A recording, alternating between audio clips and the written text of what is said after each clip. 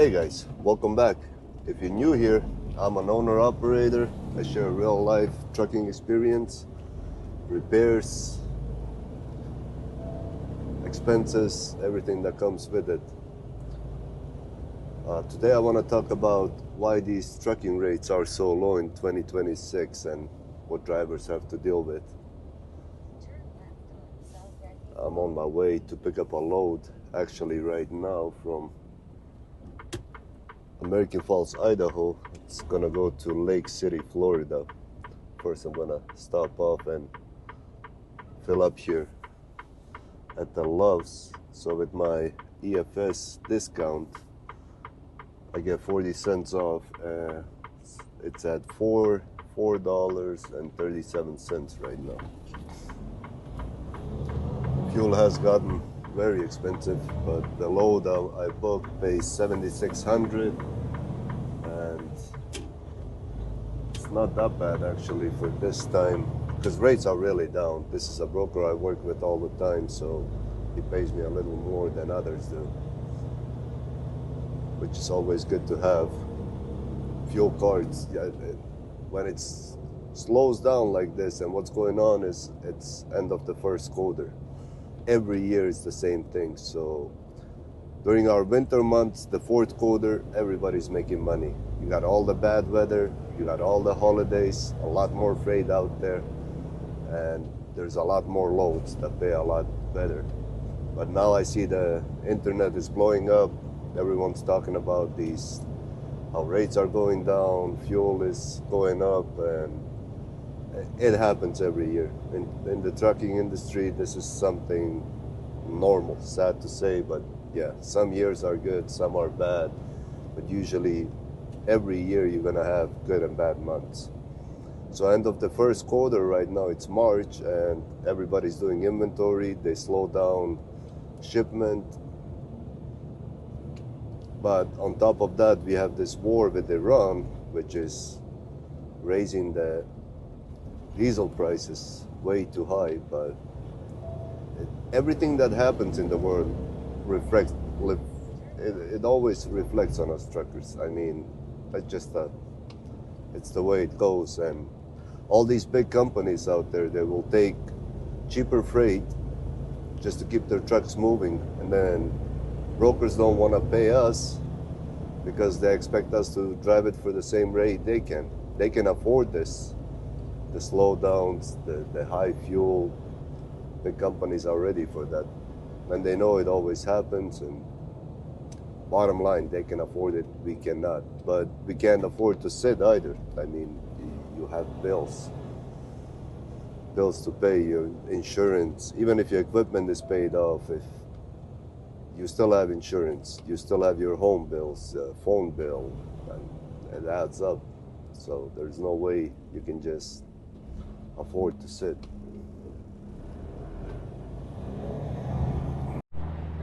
Good morning, guys. It's 4 o'clock in the morning. They woke me up at 3:30, and they actually gave me a dock already. So they're pretty fast about loading here. Got my friend Mo here too. He's doing the same load as me. We're actually going to the same place to deliver.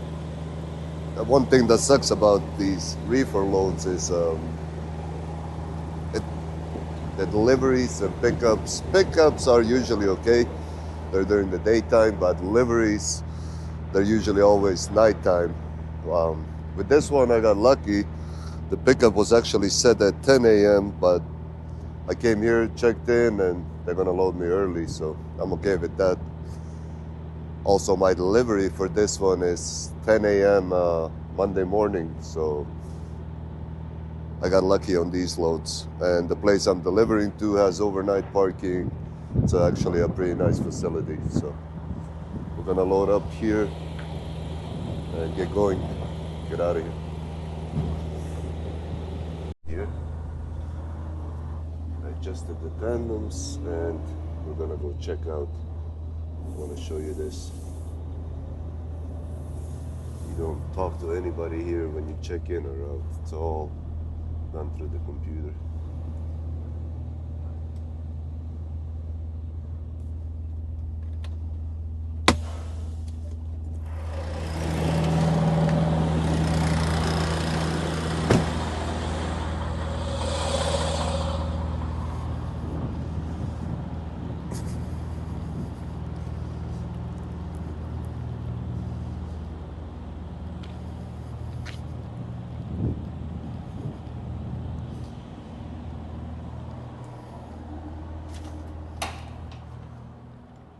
can see they have a little break room here, vending machines, restrooms. It's actually a pretty nice place to pick up. All right, let's see here. English checkout. So you can scan your license here.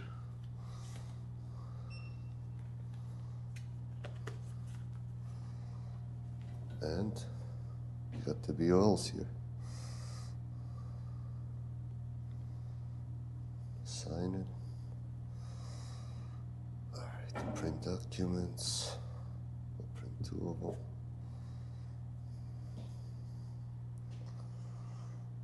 And the same thing is when you check in. It's all done on this little kiosk here. And then they text you what door to go to.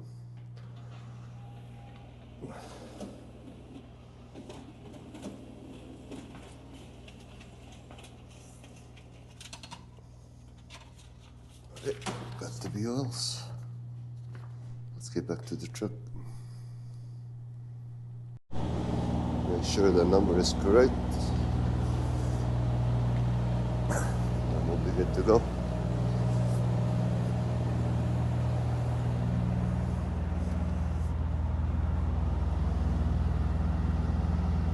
Seven, all right, it matches.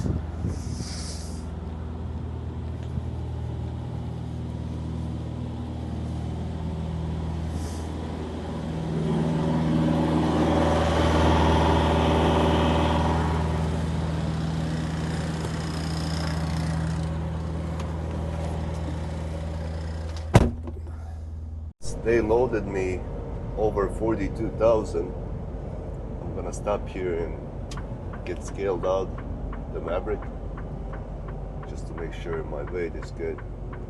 It is pretty windy, and I checked, Wyoming is actually gonna be, wind gusts are up to 60 miles per hour, which is nothing new for Wyoming. Wyoming is the windiest state in the United States.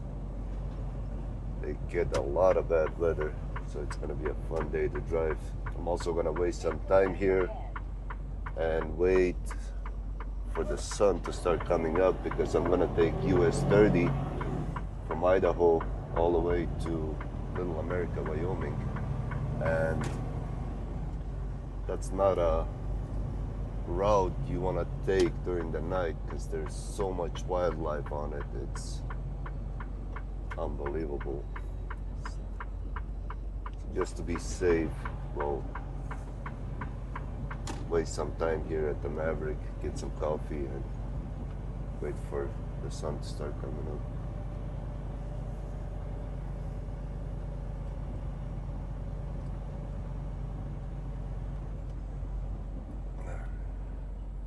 So on these here nowadays, you don't even have to get out.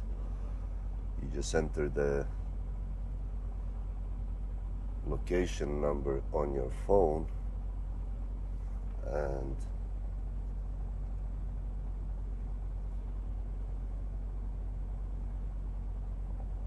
it'll send it to you. It'll give you the weight, email it to you also. I already have all my information in there because I use it all the time. It's $14.75. Before, you used to have to talk to them on the speaker, then go inside and get the paperwork. But this is actually much easier.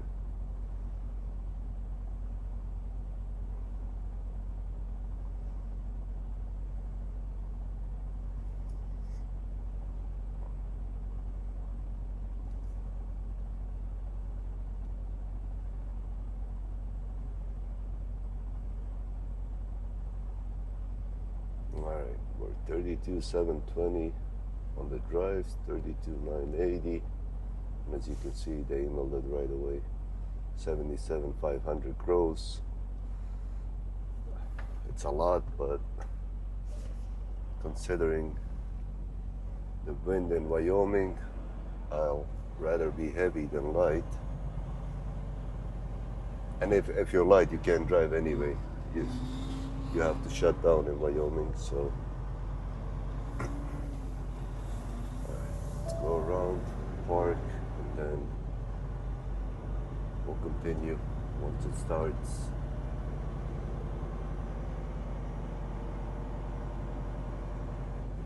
Once the sun comes out. That is so dark here.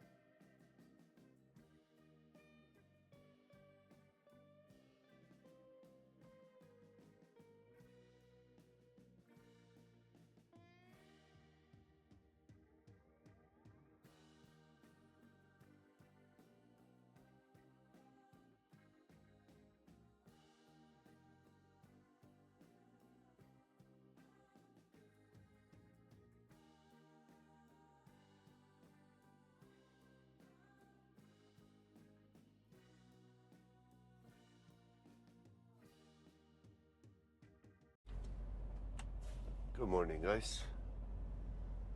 It's Friday, 4 a.m. in the morning.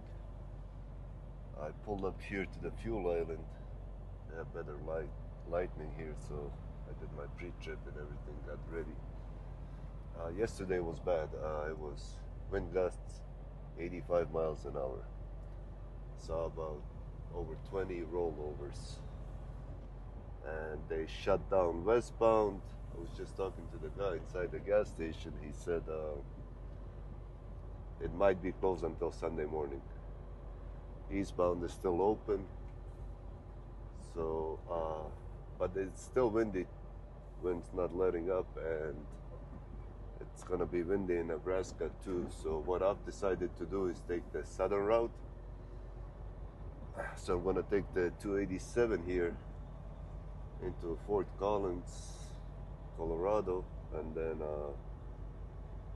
down to Denver. Take the 287 all the way down to Amarillo, Texas.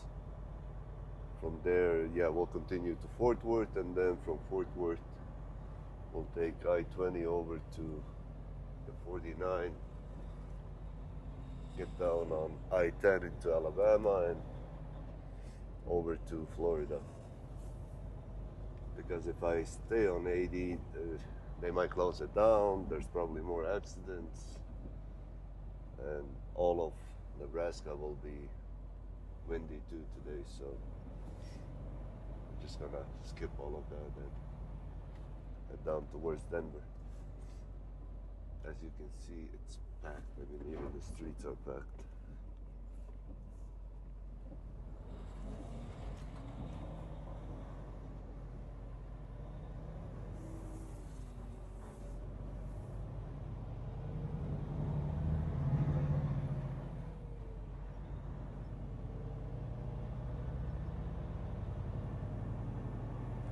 Yeah, westbound shut down. I don't know how well you can see, but even the on-ramp here is full. There's trucks parked. There's a Love's over there. That one's packed too, and a Pilot. That seems pretty packed as well.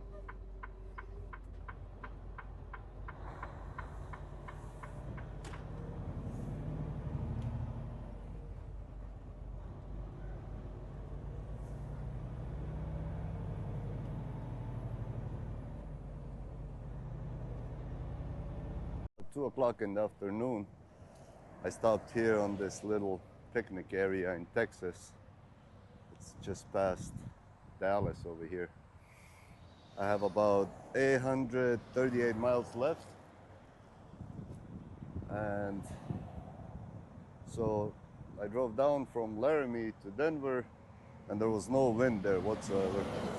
After that, it was all clear. But Wyoming, I saw it was all over the internet. There was a lot of rollovers. And my friend Mo, that was traveling with me, his differential gave out, so he's in Sydney, Nebraska. They won't be able to finish it until Wednesday, and that's gonna run him about $6,500.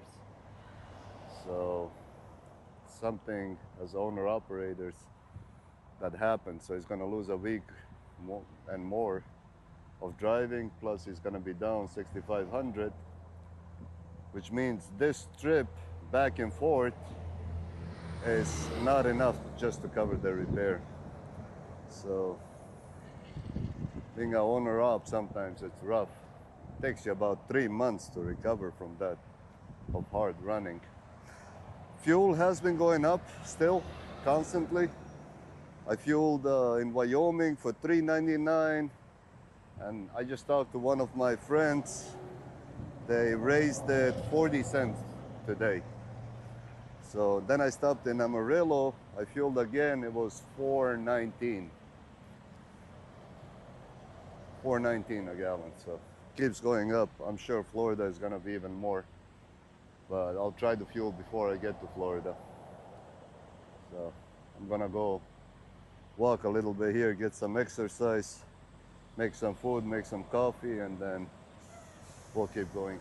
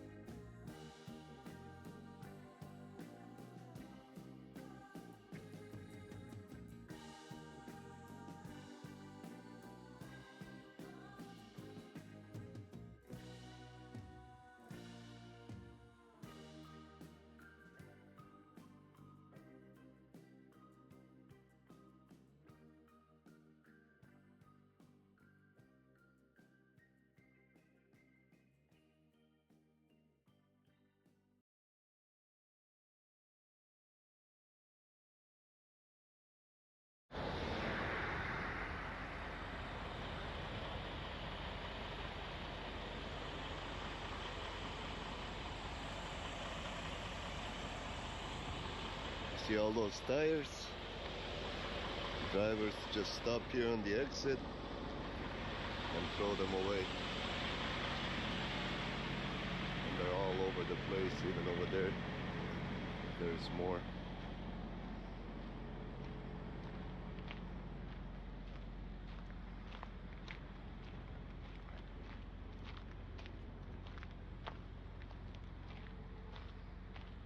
Such a beautiful place, and yet people destroy it like that. But I found a problem on my trailer too. What happened to this tire here?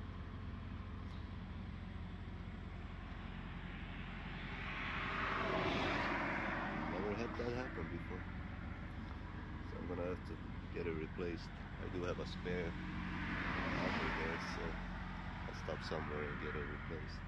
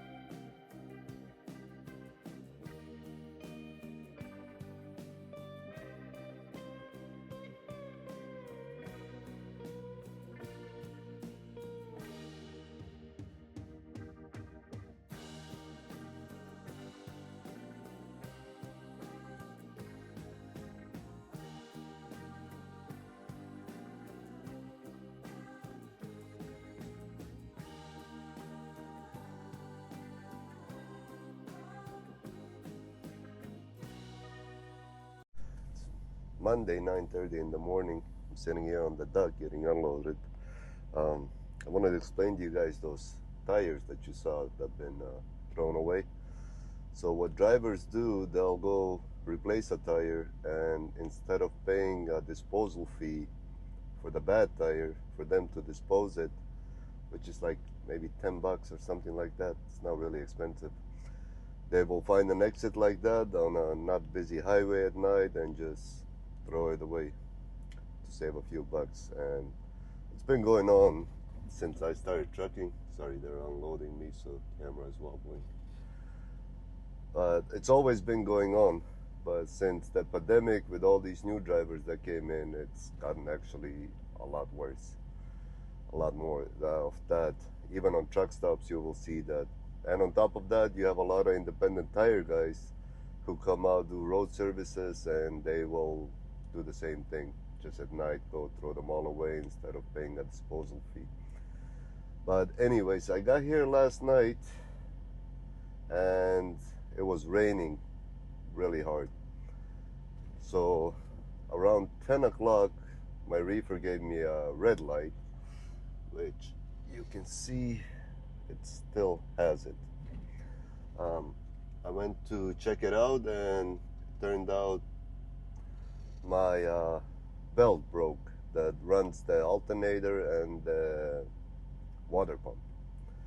So I went inside to check with them if they could unload me last night. I explained to them the situation, and they said no, they are too busy and they will not be able to do it. But they took down my phone number just in case they could do it if somebody didn't show up or something like that, and it would have cost me $350, which is fine. I would have paid that just to get unloaded and turn off my reefer, but they wouldn't do it. So they called me at 5 this morning. They told me back up into dock 40, and we will start unloading around 8 o'clock is when the, I guess, first shift starts, which they still haven't unloaded me. I'm still sitting here, and it's already 9:30.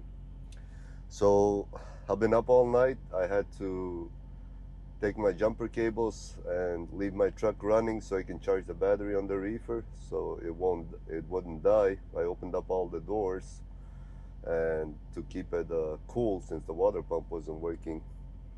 So it was shut off. I would let it cool off and then turn it back on again. So no sleep last night whatsoever. Luckily I booked a load for tomorrow, so as soon as I'm done unloading here, I'm gonna go get that belt from Thermo King, replace it, and then I still have to replace that bad tire.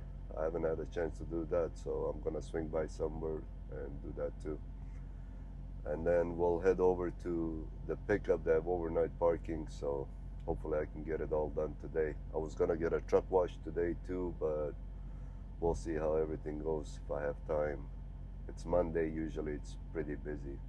If I get a chance, I'll do that too before I go to the pickup. Alright guys, if you like my content, please subscribe and I will see you in my next video.